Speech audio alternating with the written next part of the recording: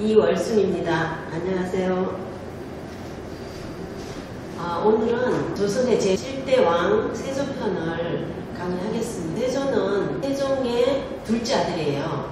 첫째 아들은 문종이었고 적장자 아들 단종이 왕위에 올랐지만 이 세조는 야심이 많고 아주 욕심이 많은 사람이었어요. 그러다 보니까 그 조카의 왕위를 찬탈했어요. 그래서 전국 전복과 왕위 찬탈이라고 이렇게 표시를 해놓고 지금 강의를 하고 있는데, 사실 세조는 그 조카를 너무나 잔인하게 내쫓아서 죽였습니다. 그래서 모두들 굉장히 세조에 대해서 비난을 많이 하고 있지만, 또 한편 생각하면 세조는 또 잘한 일도 있어요. 그렇기 때문에 좋은 일 나쁜 일 모두가 우리의 역사이기 때문에 다시 한번 되돌아보면서 우리가 만약에 그 환경이 되었으면, 그 처지에 당했으면 어떻게 처리를 했을까, 어떻게 선택을 했을까, 다시 한번 되돌아보면서 생각해 볼 역사입니다.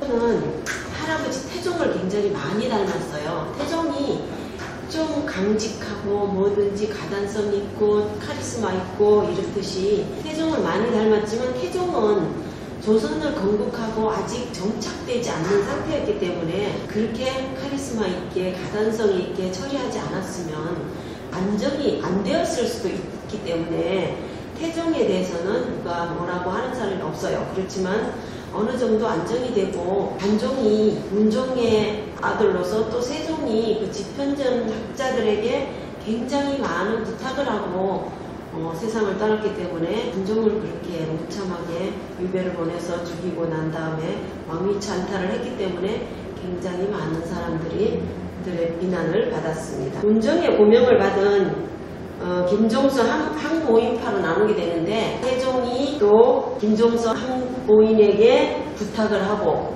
또 문종이 죽기 전에 집현전 학자들에게 단종을 좀 잘 보필해 달라고 부탁을 했는데, 사실 그 김종서나 항모인은 단종을 보위하는 쪽으로 파가 갈리고, 또 한 명이나 권람은 세조 편에 서서 세조의 모든 수족이 되어서 일거수일투족을 도우는 상태여서 이 파가 나누게 되었습니다.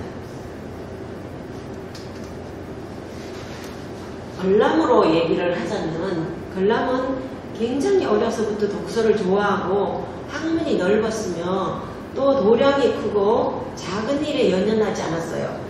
그렇게 보면 조용하고 말수가 없는 편이었고, 한명회하고 동문수학하던 사이였기 때문에 굉장히 친했어요. 김종서, 항모인 등이 권력을 독점하는데 좀 불만을 가지고 있었어요. 자기도 잘나고 똑똑한데 왜 항모인 또 김종서만 저렇게 권력을 독차지하고 있나 하는 그런 불만을 가지고 있던 찰나에 한명회가 같이 협조를 해서 세조에게 그 도움을 주게 됩니다.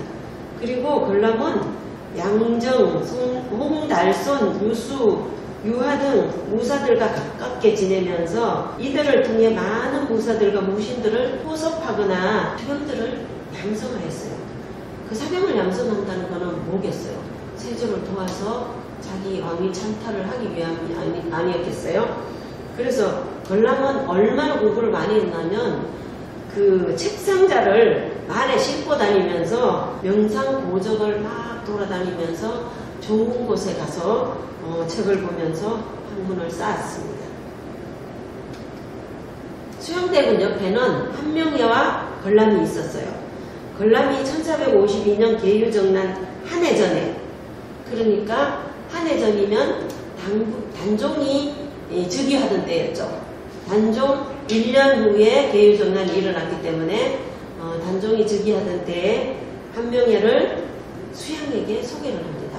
권람이, 원래 권람 옆에는 세조 옆에 권람이 있었는데, 권람이 자기하고 동문수학하던 한명회가 있다고 세조에게 굉장히 똑똑하고 지략이 뛰어나니까 한번 장자방으로 써보라고 이렇게 소개를 하게 됩니다.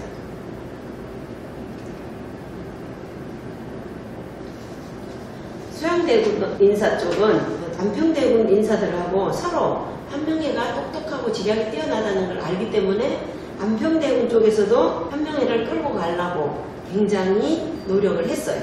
그렇지만 전람하고 또 한명회하고는 친했기 때문에 그 수양대군을 돕기로 마음을 먹습니다.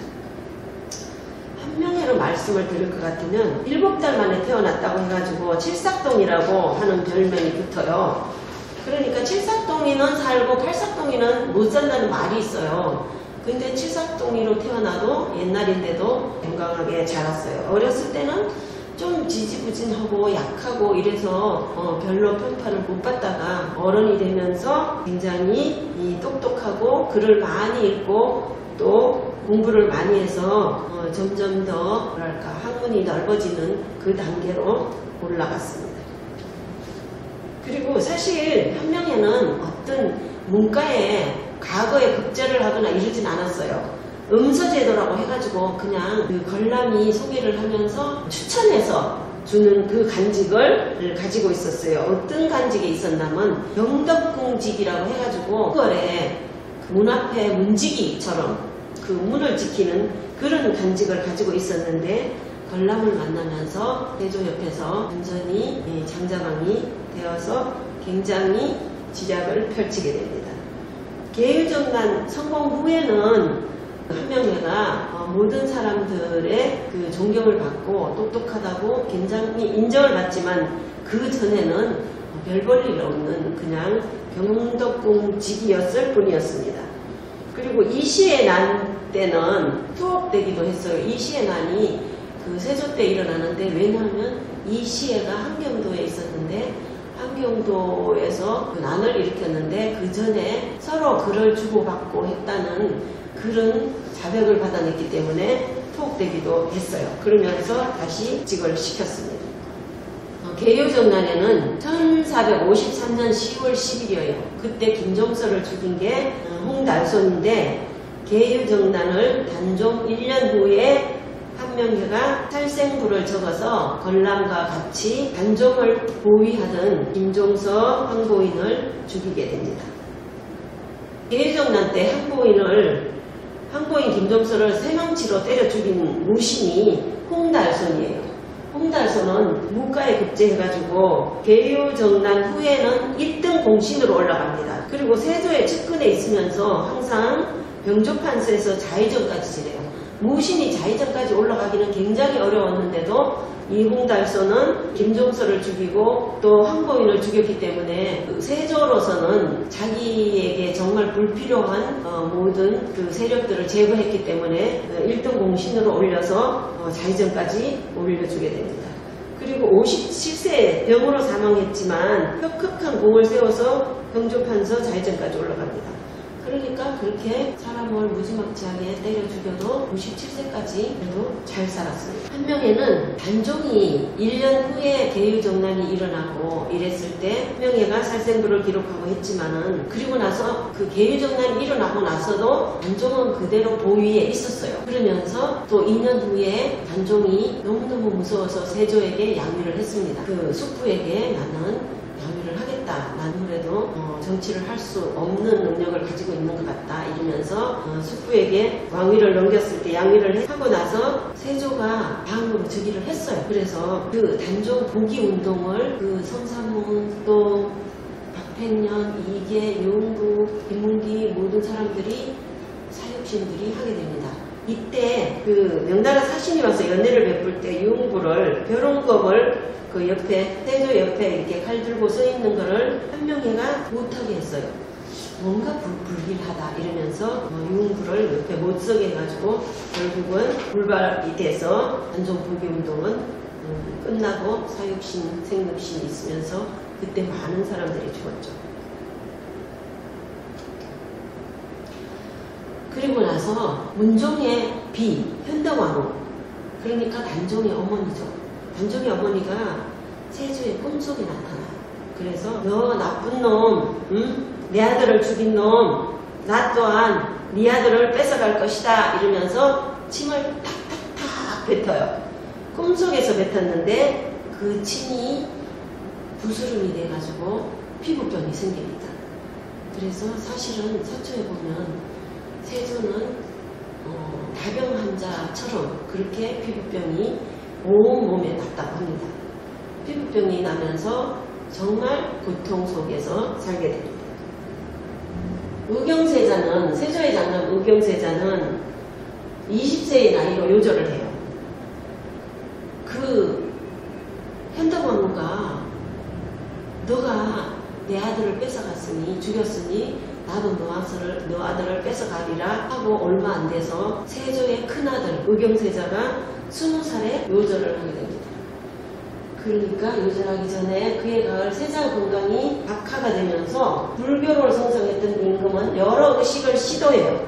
그렇지만 아무리 백약이 무효로 닿지를 않고 20살에 세조의 큰아들 의경세자는 죽게 됩니다. 그리고 나서 큰아들이 죽고 나니까 둘째 아들, 나중에 훗날 예종이 되는데 해양대군이었어요. 어렸을 적에 그 군으로는. 그 뒤를 이어서 둘째 아들 해양대군이 세자로 책봉이 됩니다. 그러니까 큰 아들이 죽고 나니까 작은 아들이 그 세자로 돼요. 그 큰아들하고 작은아들의 나이 차이는 12살 차이였어요.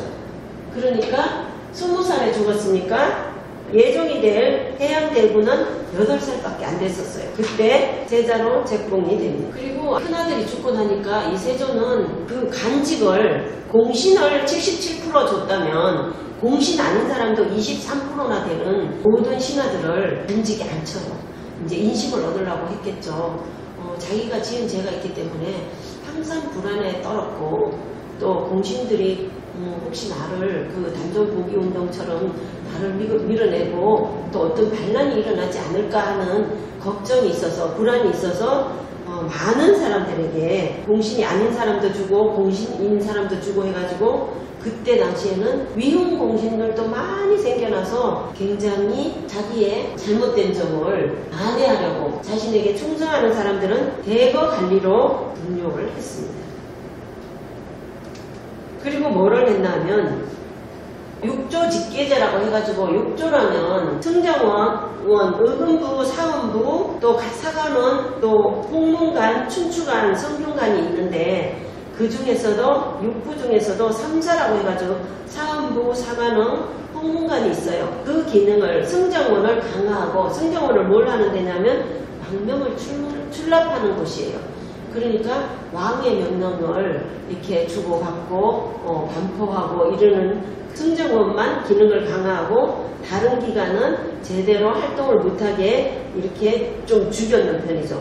그래서 그 승정원, 의정부를 거치지 않고 육조라 하면 2조, 호조, 예조, 병조, 형조, 공조, 이 6조를 바로 모든 상서라든가 이런 거를 바로 그 임금에게, 국왕에게 보고를 할 수 있는 제도를 만들어 둡니다. 그러면서 그 태종 때 육조 직계제를 했었어요. 그런데 세종, 문종, 단종으로 내려오면서 육조 직계제를 다시 부활을 했는데 세조는 다시 육조 직계제를 강행을 합니다. 그러면서 사실 경국대전은 그 정도전이 처음 만들었어요. 정도전이 처음 만들어서 이렇게 내려오다가 태종이 거기에서 정도전이 이거는 자기가 또 거기에서 세칙을 또 이렇게 부과하고 하면서도 자기가 만든 경국대전은 그대로 두고 또 자기가 만든 경국대전을 따르라고 했으면서 정도전이 한 것도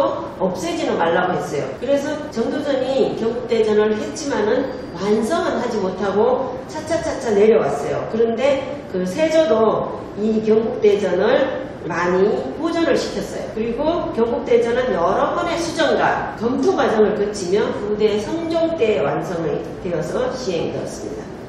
결국 경국대전이 조선의 모든 법을 관리하는 그 모토가 되었어요.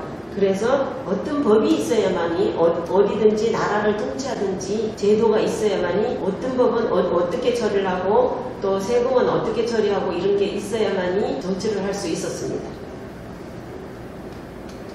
그리고 양인이면 거의 모든 사람들이 이 제도의 대상이 되었어요. 군력제도와 군사조직은 군력이라 하면 우리나라 지금 군대 가는 것처럼 해당이 되든 안 되든 모든 사람들이 정말 군대 갈 수 없는 상황이 돼도 조선 세조 때는 만약에 군대를 못 가게 되면 그 대신 어떤 뭐 돈으로 바치든지 아니면 군필로 배로 바치든지 해가지고 군역제도를 굉장히 강화했어요.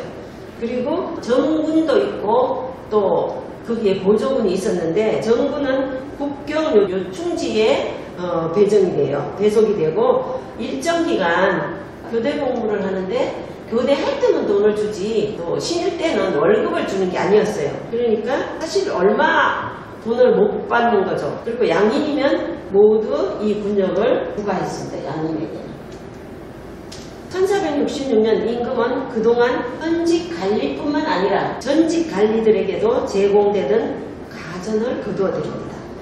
그 옛날에 태조 때 공신들 또 중간에 태종 때 공신들 태종 때도 왕자의 난을 2번이나 거치면서 공신들이 있었어요. 그러다 보니까 그 공신들에게 주던 가전을 이 세조는 너무 이렇게 많이 퍼주다 보니까 나라의 재정이 부족해졌어요. 그러다 보니까 그 가전을 거둬들입니다.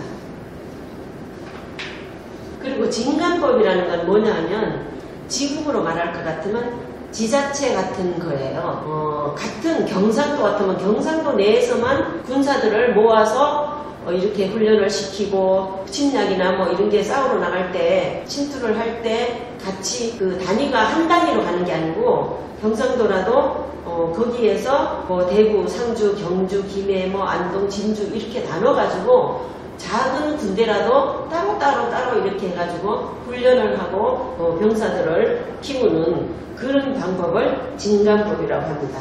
그래서 어떤 전쟁이 나거나 이랬을 때 부대가 패배를 하더라도 다른 부대가 또 나가서 싸울 수 있도록 나누어서 만들었는 게 진간법입니다. 세조 13년에 결국은 이시해의 난이 발생합니다. 이 시에는 황길도 길주의 호족이었어요. 그러니까 호족이라면 굉장히 파워도 있고 사람들이 전부 우러러보는 그런 사람이었어요. 근데 이 세조는 뭐를 했냐면 황길도 사람을 임명하지 않고 꼭 중앙에서 내려다보내요. 그러면서 또 뭐를 이렇게 베풀어주고 할 때는 황길도에는 빼고 다른 군이나 다른 부대만 이렇게 나눠주고 이러니까 그 호족 이시해가 불만을 품고 난을 일으키게 됩니다. 그러니까 결국은 호족으로 있으면서도 조금 옛날처럼 먹고 사는 게 조금 힘들었다는 뜻이죠. 그래서 불만을 품으면서 세조 집권 정책에 반종을 그렇게 왕위를 찬탈해가지고 가는 것도 마음에 안 드는데 하는 쪽쪽 마음에 안 들게 자기네 그 파벌만 점점 늘려가고 있으니까 호족인 자기에게 그 한길도 수령을 줬으면 좋겠는데 자기를 안 주고 또 중앙에서 항상 임명을 하니까 굉장히 불만을 품었습니다. 그래서 계속 이 시에는 한길도 사람을 임명을 해달라고 요구를 했어요. 그런데도 세조는 그 말을 들어주지 않았습니다. 그래서 이 시에 나는 남이 포함 적계 공신 45명이 그러니까 남이하고 그 장수들이 가서 이 시의 난을 진압을 하게 됩니다. 근데 이 시의 난이 3개월이나 걸렸어요. 한길도 유황소와 수령 사이가 좋지가 않았어요. 유황소라고 하면 오랫동안 지역에서 이렇게 진사처럼 그 지방에서 굉장히 뿌리를 받고 향촌에서는 어떤 존경을 받는 사람이었죠. 그런 사람하고 또 그 수령하고 중앙에서 임명한 수령하고 사이가 안 좋았어요. 그러니까 이 시하고도 사이가 안 좋았다는 소리죠. 수령이 중앙에서 파견되어 본 도인의 반발이 있었는데 때마침 호패법을 실시를 했어요. 호패법을 실시를 하게 되면 지금 북한처럼 자유롭게 이동을 할 수가 없어요. 군이나 그 동네에서 다른 데로 이사를 하게 되면 다 신고를 해도 못 가게 하는 거예요. 왜 못 가게 하나 하면 세금이나 그 분양을 제대로 받게 하기 위해서 세조가 어디로 왔다 갔다 하면 제대로 이걸 파악하기가 힘드니까 세조가 너네는 그냥 살던 데서 그대로 살아라 하면서 자유로운 이주를 못하게 하니까 불만이 점점 고조되었죠. 그 이시해가 뭐라고 말을 하면서 군대를 모았나 하면 남도의 군대가 바다와 육지로 쳐들어와서 한길도 국민들을 다 죽이려 한다고 이렇게 소문을 퍼뜨려요. 그러니까 양민들도 전부 이시해 난에 합류를 하게 됩니다. 뭐라고? 그 중앙에서 우리를 죽이려고 한다고? 이러면서 점점 이 난에 이제 포함되는 인원수가 점점 늘어나요. 그래서 세조는 그 난을 처음에는 어떻게 했냐면 지금이라도 행복을 하면 내가 용서를 해줄게, 처벌하지 않고 용서를 해줄게 이러면서 사자를 보내요. 이제 글을 써가지고 그 글을 갖다 주는 사자를 보내는데 이 시에는 그 사자를 죽입니다. 그러니까 세조는 분노가 머리 끝까지 올랐죠. 그런데 그 이시에가 영원히 하지 못하고 이 난을 성공하지 못합니다. 제찰사 윤자윤이 병사를 변장해서 탈출을 해요. 어디든지 간에 어떤 오의가 있으면 또 배신하는 배신자가 있게 마련해요. 그리고 이시에의 조카가 이러다가 안 되겠다. 내가 이시에하고 같이 있다가는 아마 세조한테 들키면 나는 꼼짝없이 죽겠다 싶어서 그 옆에 있는 허유래하고 배신을 해가지고 탈출을 해서 이시에를 잡아요. 근데 이시에는 사실 여진으로 도망을 가려고 했어요. 그랬는데 같이 있는 조카에게 그 배신을 당해서 붙잡히게 되죠.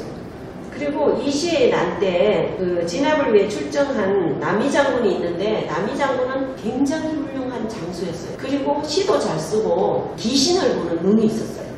그러니까 얼마나 장수로서도 이 지혜가 있었겠어요. 이시의 난과 건주 여진 정벌 등의 공을 세워 세조의 총애를 받았어요. 세조 때는 이 남이가 굉장히 세조가 이뻐했어요.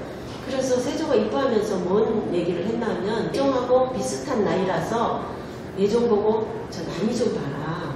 저렇게 나이도 어린데 벌써 문과에 급제하고 저렇게 똑똑하게 글도 많이 읽어서 아는 게 많지 않냐 이러면서 남이를 맨날 칭찬을 했더니 이 예종은 그 소리가 너무 듣기 싫었던 거예요. 그래서 이시에를 여진으로 도망가려고 하는 거를 남이 장군이 체포를 합니다. 그래서 이지의 난은 끝이 났어요. 그리고 호패법은 태종 때부터 시작을 했는데 세금 내는 일, 군대를 가는 일 이게 빠지는 사람이 없도록 하는 제도예요. 그래서 한 사람이라도 세금을 안 내고 군대를 안 가면 나라에 모든 게 손해가 나니까 이거를 한 사람이라도 빠지지 않게 하기 위해서 호패법을 만들어요. 그리고 호패법은 양민들이나 또 관리들이나 또 나라의 공신들이나 이게 다 다르게 돼 있어요. 그리고 호패를 이렇게 공신들이나 나라의 관리들은 나라에서 해줬는데 밑에 이쪽에 세 개는 그 양민들이나 천민들은 자기가 만들어서 그거를 차라고 했어요. 그러면서 어디에 사는 누구고 이름은 뭐고 자기의 직책은 뭐고 이렇게 써붙여가지고 다니라고 하니까 천민들이 그거 하고 싶겠어요. 자기 그 모든 신분을 남들이 다 알아보는데 그래서 그거를 안 한 사람들이 더 많았다고 합니다. 그리고 경국대전을 세조의 손자인 선종 때 완성이 되어 반포가 되는데 물론 세조 때도 경국대전을 많이 첨부를 했어요. 경국대전을 왜 만들었나 하면 삼국시대에는 율령이 있었어요. 율령이라는 게 그것도 법전이었어요. 법전처럼 영이 있었죠. 고구려, 백제, 신라 때는 율령이 있어서 그걸로 나라를 다스렸고 고려시대에는 당나라 법률을 참고하여 만든 71조의 법률과 보조 법률이 있었어요. 그래서 고려시대에는 당나라 거를 갖다가 법률을 만들었었지만 그 정도전이 조선을 만들면서 아니다 우리도 조선이 있어야 된다면서 정도전이 처음 시도한 게 경국대전이었습니다. 그리고 조선시대 나라를 다스리는 기준이 될 최고의 법전이 경국대전이었습니다. 그리고 뭐가 있었냐면 응제시주라고 해가지고 1462년 걸람이 엮은 책이에요. 그 어떤 시인데 조부 건근이 그 응제시에 주석을 붙인 책이에요. 응제시라는 건 뭐냐면 조선에서 명나라에 글귀를 보내요. 글귀를 보내면서 이제 그때 정도전이 글을 써서 보내는데 글귀 중에 불손한 말이 있다고 트집을 잡아가지고 정도전을 명나라에서 너 들어와봐. 내가 할 말이 있어. 이러면서 명나라에서 불러요. 근데 정도전은 자기가 혹시 가게 되면 거기에서 붙잡혀서 못 나올까 싶어 무서워서 안 가죠. 안 가면서 누구를 보냈냐면 걸람의 조부를 보내가지고 그 걸람의 조부가 얼마나 학식이 풍부했나 하면 걸람의 조부가 건근인데 책임지고 지원해서 명나라에 가서 글귀는 이런 게 아니고 이런 뜻인다 하면서 그 의혹을 풀어줬어요. 그러니까 명제가 내어준 시책에 따라서 24수의 시를 지었는데 이것이 응제시예요. 옛날에 그 정도전이 지었는 시예요. 그러니까 이게 얼마나 되나 하면 그 24수나 돼가지고 이거를 굉장히 길게 지은 시를 명나라에 보냈던 시를 응제시라고 합니다. 그리고 왕이 중국 황제에게 그리는 글을 올리는 거는 표문이라고 하고 또 우리나라에서 황태우나 황태자에게 보내는 것은 전문이라고 한답니다. 국조보감과 숭묘보감이라고 있는데 조선 역대 국왕 중에서 치작 중에서 그러니까 태정태세 막 문단세 해가지고 그 쫙 있는 중에서 결국 그 중에서 굉장히 잘한 거, 자랑이 되고 모범이 될 만한 일을 책을 만들어서 지어놓은 것을 국조보감이라고 해요. 국조보감을 계기로 숙종 때 숭묘보감 65권도 만들었대요. 조선 역대 치작 중에서 모범이 될 만한 사실을 수록한 편년체의 역사책에 또 가전법이 있는데 가전법이 현직 관료와 퇴직 관료에게 토지를 지급하던 것과는 달리 옛날에는 현직 관료도 주고 퇴직 관료도 주고 이러면서 토지를 맨날 지급을 했어요. 옛날에 관리를 했던 사람까지도 이게 토지를 지급했는데 직전법은 현직 관료에게만 토지를 나눠주는 거예요. 옛날에 관리했던 사람까지 주려면 토지가 남아나질 않는 거예요. 이러다 보니까 옛날 간직에게는 토지를 오히려 걷어들이고 지금의 현직 관리들에게만 토지를 나누어주는 게 가전법이라고 합니다. 또 관료 유가족에게 나누어주던 수신전, 홀량전이 폐지되었다. 그러니까 옛날에 관료의 유가족, 요즘으로 칠 것 같으면 순직하면 어떤 뭐 연금제도라든가 이런 걸 해가지고 그 가족이 먹고 살게 하게 해줬는데 그거를 현직 관료에게만 주고 옛날에 있었던 관료에게는 그거를 폐지시켰다는 뜻입니다. 세조는 명나라 황제만이 만들 수 있는 원구단을 만들었어요. 원구단이 뭐냐 하면 그 원구단은 하늘에다가 제때 농사 잘 되게 해주고 날씨가 좋게 해주고 천재지변이 없게 해주고 이러면서 모든 황제가 그 뜻을 하늘에 공고하는 그 제사 드리는 단이에요. 이 단을. 그러는데 황제밖에 이 원구단을 한구단을 만들 수가 없었어요. 근데 세조는 그래 명나라 너들만 한구단을 만드냐 나도 한구단 만들 수 있다 이러면서 한구단을 만들었어요. 근데 사실 명나라에서 자꾸만 한구단을 없애라고 지시를 했기 때문에 그 세조 말년에는 한구단을 없애게 되고 대한제국 고종 때 그러니까 1898년에 한구단을 다시 만들어서 항제국으로 만들고 한구단이 아니고 원구단으로 세운 게 지금도 있습니다. 그리고 그 아까 세조가 문종의 부인 침을 뱉었다고 했잖아요. 그러고 나서 온몸에 부스럼이 나서 살 수가 없을 정도로 힘들어하니까 좋다는 명산을 다니면서 또 좋은 온천을 다니면서 이 세조는 그 피부병을 낫기 위해서 온 명산을 다 다닙니다.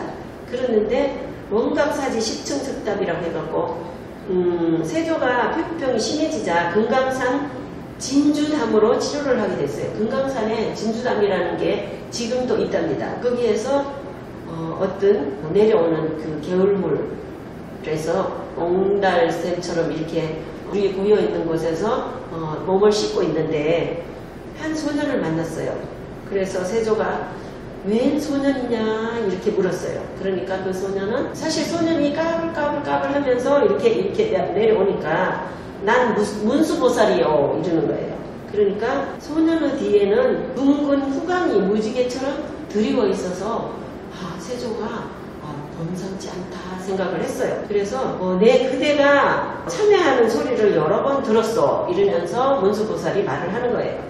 불경도 많이 외두군 목욕을 한다고 병이 낫냐? 이러면서 방법을 알려주시오. 이렇게 세조가 부탁을 했더니 큰 사찰을 하나 지으시오. 이랬는 거예요. 그래서 큰 사찰을 이루면서 감쪽같이 없어졌어요. 그게 문수보살이었어요. 그런데 그 진주남에서 없어진 문수보살의 얘기를 듣고 세조는 거기다가 원각사지 10층 석탑을 지어요. 그러면서 그 석탑뿐만 아니고 원각사뿐 아니라 나라의 사찰을 많이 짓게 했어요.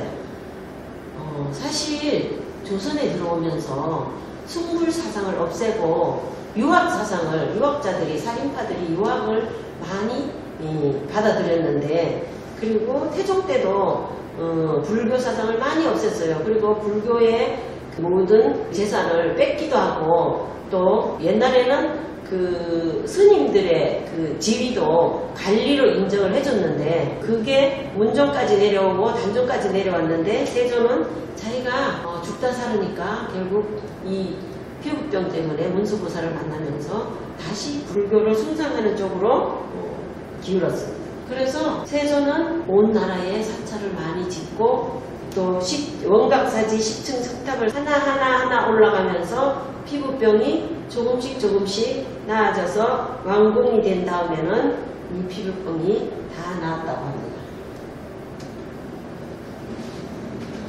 그 못된 한명회는 지금도 역사적으로 좋다고 하는 사람이 아무도 없어요.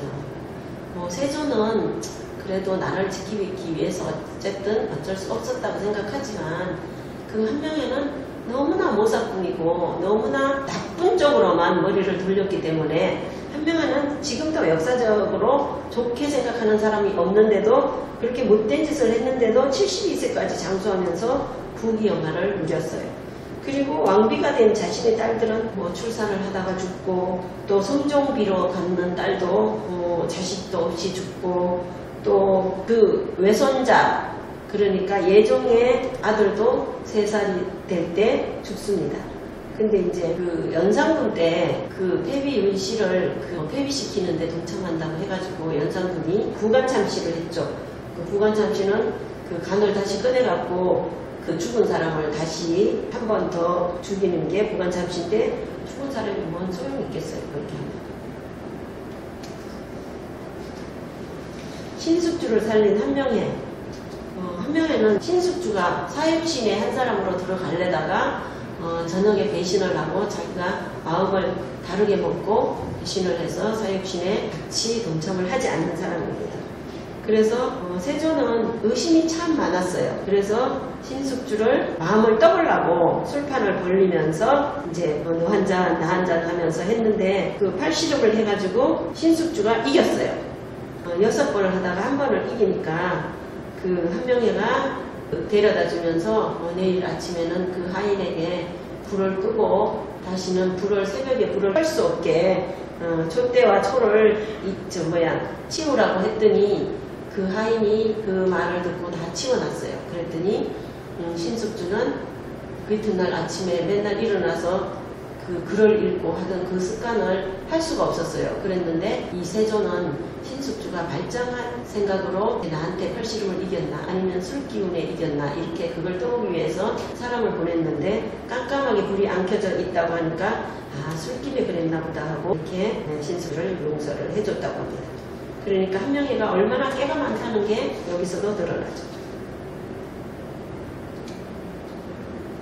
한명회는 연산군 때 폐비윤씨 사건에 도모했다는 제목으로 부관참시를 당하였어요. 그러니까 폐비윤씨가 사실 억울하게 죽었죠.